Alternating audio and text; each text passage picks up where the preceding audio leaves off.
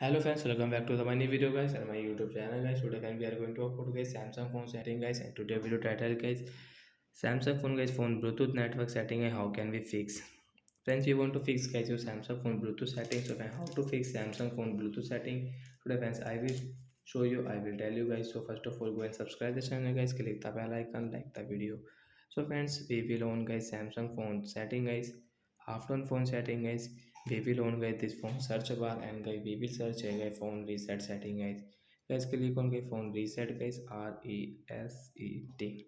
Friends, you can see guys reset setting guys, tap here. Friends, you can see Samsung phone reset setting, we will tap here. Let's click on network reset setting, and friends you can see Bluetooth setting, we will tap here to reset means fix. So friends, you will have to draw guys your phone pattern lock. So guys we will draw guys Samsung phone pattern lock, and friends you have any password, so enter your password. Then guys you can see your reset option guys, tap here to fix your Bluetooth. So guys your Bluetooth setting will fix after 4 and I think guys 7 seconds.